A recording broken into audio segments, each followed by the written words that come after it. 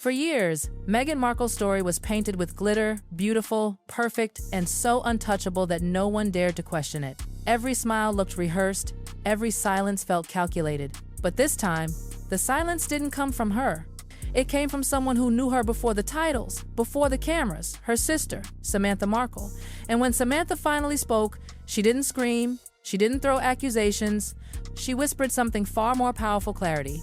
She said, people need to look at the timeline. Nothing adds up unless you know the truth. That one line, calm, simple, cracked open the perfect glass image Meghan had built. Suddenly, the whispers that had floated around for years started to sound different. They weren't just rumors anymore. They were patterns. Patterns about pregnancies that didn't behave like pregnancies. Children who appeared and disappeared from the public eye. Stories that glittered but never quite connected. And the center of it all?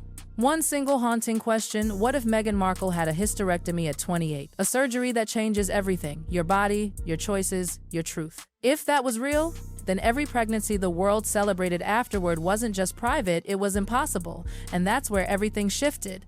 The whispers became heavier. The rumors started to form a shape, and for the first time, people began to ask not why, but how.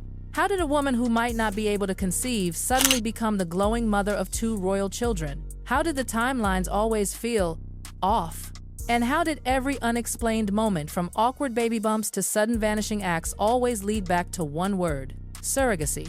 Now, in most families, surrogacy is beautiful, a blessing, an act of love. But in the royal world, oh no. There, it's not just about babies. It's about bloodlines, titles, and legitimacy. Every name, every birth, every drop of blood is recorded like treasure. Who was born to whom, where, and how, it all matters. Because those details decide who sits on the throne and who doesn't. And so, for Meghan, whose brand had always been control, who she was, how she looked, what she revealed, admitting to surrogacy would have been like admitting imperfection.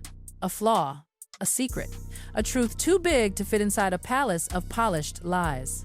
But then came a name that turned the whispers into a roar. DL.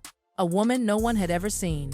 No disguise, no trembling, just calm, steady truth. And when she spoke, her first sentence silenced everyone. I carried Archie. And I carried Lilibet. The world froze. DL said she wasn't a donor, not a helper, not a vessel of charity. She was the one who carried both pregnancies while Meghan smiled in public, cradling a baby bump that, DL said, never belonged to her. She didn't cry. She didn't beg for sympathy. She said it like a woman who had been erased and was done being invisible. I wasn't treated like a mother, DL said. I wasn't treated like a woman. I was treated like a vessel.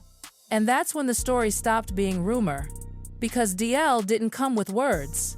She came with evidence. Appointment logs, implantation records, fertility clinic signatures, every file stamped and dated, each one matching Meghan's public pregnancy timeline almost perfectly. Like 2 stories running side by side, one in the clinic, one in the press. DL claimed she had been approached just weeks after the royal wedding. Private meetings, secret contracts, quiet medical procedures. The timing matched late 2018, right when Meghan and Harry announced their first pregnancy to the world. But according to DL, the real pregnancy wasn't happening in the palace. It was happening inside her. She described how the program was built around precision down to the hour. Every appointment in Beverly Hills was mirrored by a public outing in London. The first trimester sickness she felt lined up with Meghan's first glowing appearance. Every date, every photo, every official announcement, it all synced. 2 lives, 2 pregnancies, 1 lie. And then she dropped the bombshell: 2 ultrasound images, both carrying her patient ID, both matching Archie and Lilibet's birth windows to the exact week. No speculation, no editing, just cold medical reality. DL said she was promised financial stability, protection, and anonymity, but instead, she was discarded. Payments were delayed, accounts frozen, contracts sealed with silence. She even showed quiet wire transfers routed through shell companies marked as consulting fees. Same amount, same dates, every month. But the most chilling part? A thick NDA. Stamped bold and final, a threat that promised ruin if she ever spoke. But her lawyers found the loophole. The contract couldn't silence her outside the US. And that tiny gap in the legal armor became the door through which she stepped into the light. And then she said something that stopped even Meghan's most loyal defenders in their tracks. I am ready for a public DNA test, live. No edits, no filters. My DNA against Archie's and Lilibet's. If I'm lying, you'll know in minutes." The world gasped. Because no PR strategy can spin a DNA test. No royal statement can silence science. And suddenly, the old footage people had laughed off started to look different. Like that famous clip where Meghan bent down and her belly folded unnaturally, like fabric. Back then, everyone brushed it off as a bad angle. Now, it looked like confirmation. DL said, "It wasn't her pregnancy, it was mine." And what about the births? No hospital photos, no doctors waving from windows, no royal photo call like William and Kate. Just Harry, awkward and anxious, standing near horse stables, announcing his son's birth like it was a private experiment. At the time, it felt strange. Now, it felt orchestrated. Because one thing no woman can fake is labor. DL said Meghan never entered a maternity ward, and if that's true, the silence wasn't privacy. It was protection of a secret too dangerous to admit. And here's where it turned darker. DL claimed Harry knew everything. He wasn't an innocent bystander. He attended appointments, signed documents, looked her in the eye.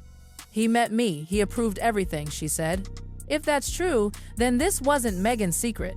It was their secret, and sources close to the palace say Harry's falling apart, snapping at staff, isolating himself, terrified of leaks. The prince, who begged for privacy, is now trapped by his own silence. But while the Sussexes kept their lips sealed, the palace began to panic. Behind closed doors, advisors, lawyers, and constitutional experts started whispering about something far more serious than scandal legitimacy. Royal succession laws are clear. An heir must be born of the mother's body. And if surrogacy is used, it must be declared officially. No secrecy, no deception. But Archie and Lilibet were both granted royal titles, full succession rights, and if DL's evidence is real, then none of that should have been possible. And that isn't just gossip, that's a constitutional crisis. Sir Edward Lane, who once served as Queen Elizabeth's press secretary, broke his silence just to say, "The danger is not the surrogacy. The danger is the deception." And that's exactly what the palace fears. Because in the monarchy, trust is currency. Appearances are survival. And if the world believes a royal birth was faked or hidden, the damage could last for generations. Now, behind the palace walls, the questions have turned deadly serious. Were documents forged? Did anyone inside know? And how do you rewrite royal history once it's been sealed? DL's story isn't a sob story. It's an explosion waiting to happen. She says she's ready to go further. More documents, more interviews, more networks lining up. And her final card? The DNA challenge. No lawyer, no spin, no way out. "If I'm lying," she said, "prove it. And if she's not, then the fairy tale Meghan built might just collapse, not with a bang, but with the sound of truth breaking through marble silence." But the thing about secrets is, they never stay buried forever. They start as whispers, then grow into questions, and before you know it, they become headlines. DL's confession didn't just stir curiosity, it cracked open something ancient, the image of royal purity, that illusion that the crown can do no wrong. And once the public tasted that doubt, there was no going back. Every photo, every statement, every interview Harry and Meghan ever gave suddenly felt rehearsed. Every detail was re-examined under a microscope, and for the first time, people weren't seeing love and freedom, they were seeing strategy. DL's lawyers began preparing documents, photos of scans, notes from doctors, timestamps of appointments that lined up with Meghan's glowing public appearances. The pieces fit too perfectly. It was like watching two puzzle images merge into one, a private pregnancy hidden behind palace curtains, while another woman's body carried the truth. The silence from Meghan's side was deafening. Her PR team froze. There were no denials, no clarifications, just silence. And that silence started to feel like an answer. For every answer, there were two new holes. DL didn't stop there. She said she had more evidence, photos of hospital visits, payments, DNA correspondences that tied everything together. Her team claimed to have emails exchanged between intermediaries discussing PR synchronization, timing public appearances with her medical milestones. If those emails surface, it wouldn't just be a scandal. It would be the biggest royal deception in modern history. But DL's focus wasn't revenge, it was recognition. "I'm not after fame," she said. "I'm after truth. They wanted to erase me, I won't let them." And that single line struck something raw. Because behind all the royalty and wealth and silence, there was a woman who gave life and was told to disappear. As DL spoke, old clips resurfaced: Meghan's awkward bump movements, Harry's shaky interviews, the bizarre way they announced births without ever showing proof. Suddenly, the fairy tale didn't look romantic anymore. It looked rehearsed, controlled, almost desperate. People online began asking, if this was all real, why hide it? The answer was obvious: image. The image of perfection.